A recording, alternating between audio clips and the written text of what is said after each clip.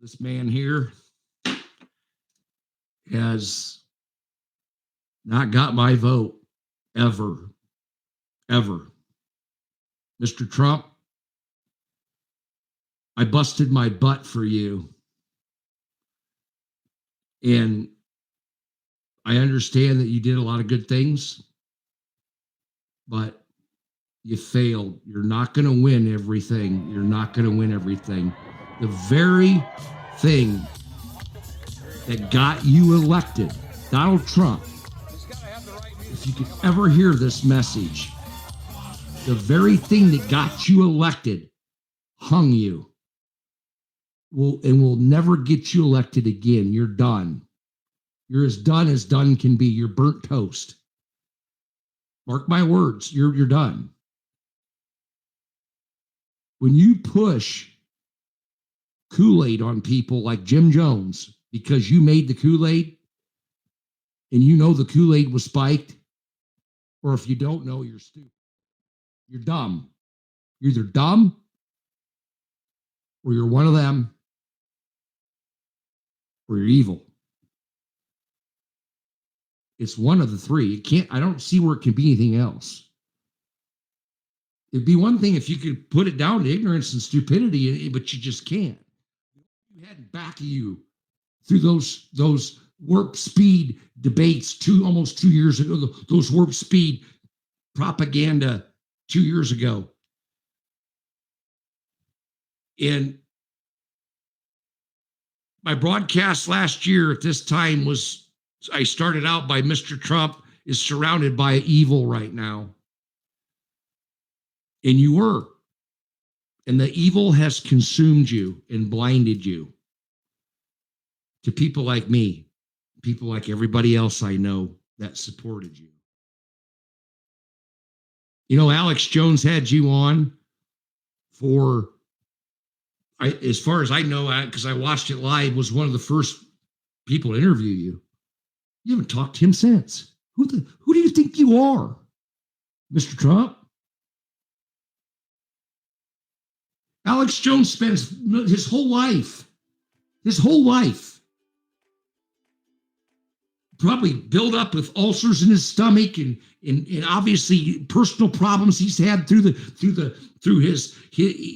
media and all the attacks he's had. And he had you on your show and I watched you and he said, I won't let you down. You said that. I won't let you down. You did.